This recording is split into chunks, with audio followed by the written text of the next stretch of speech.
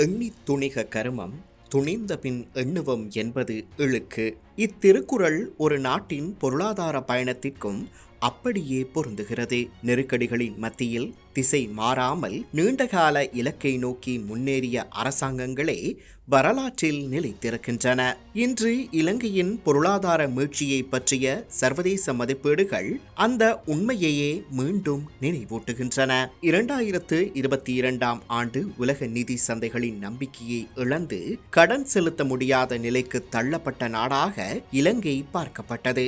ஆனால் இன்று அதே இலங்கை சர்வதேச மதிப்பீட்டு நிறுவனங்களின் அறிக்கைகளில் மீண்டும் நம்பகத்தன்மையை பெற்று வரும் நாடாக அடையாளப்படுத்தப்படுவது சாதாரண மாற்றமல்ல.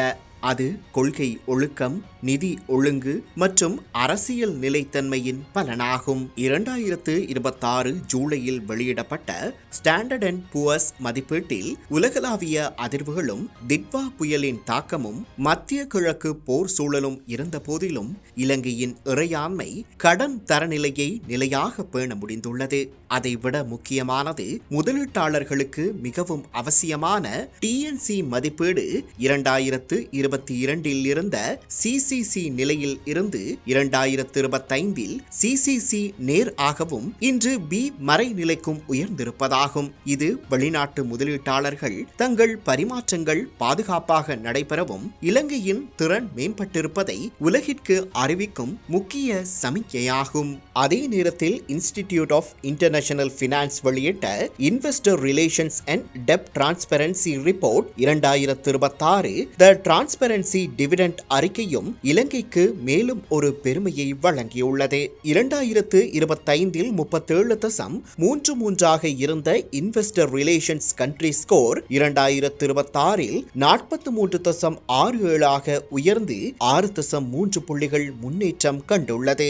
மதிப்பிடப்பட்ட 57 வளர்ந்து வரும் நாடுகளில் வியட்நாம் நேர் 10.9, பெலிஸ் நேர் 8.2, மொசாம்பிக் நேர் 6.4 ஆகியவற்றுக்கு அடுத்தபடியாக உலகின் 4வது அதிக முன்னேற்றம் கண்ட நாடாக இலங்கை திகழ்கிறது. உலக சராசரி வரும் 1 புள்ளிக்கும் குறைவாக உயர்ந்த நிலையில் இந்த சாதனை இன்னும் முக்கியத்துவம் பெறுகிறது. கடன் வெளிப்படைத்தன்மையிலும் இலங்கை 19வது இடத்திலிருந்து 5வது இடத்துக்கு முன்னேறியுள்ளது. முதலீட்டாளர்களுடன் தொடர்ச்சியான தொடர்பு, கடன் தகவல்களின் வெளிப்படைத்தன்மை, ESG அறிக்கைகளின் வெளியீடு, 2024 டிசம்பரில் அறிமுகப்படுத்தப்பட்ட இன்வெஸ்டர் ரிலேஷன்ஸ் புரோகிராம் மற்றும் பப்ளிக் டெப்ட் மேனேஜ்மெண்ட் ஆபீஸ் மேற்கொண்ட செயற்பாடுகள் ஆகியவை இந்த முன்னேற்றத்தின் அடித்தளமாக அமைந்துள்ளன.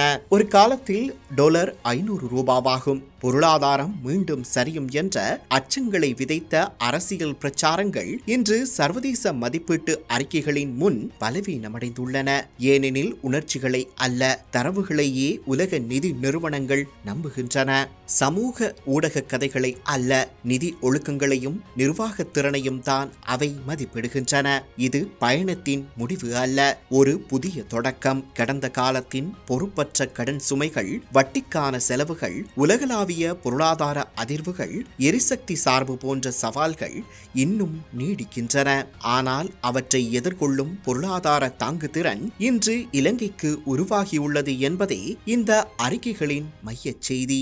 ஒரு நாட்டின் நம்பிக்கை ஒரே நாளில் சிதறலாம், ஆனால் அதை மீண்டும் கட்டியெழுப்ப பல ஆண்டுகள் தேவைப்படும். இன்று அந்த கடினமான பணியில் இலங்கை சரியான பாதையில் முன்னேறி வருவதாக உலகமே சாட்சியமளிக்கிறது.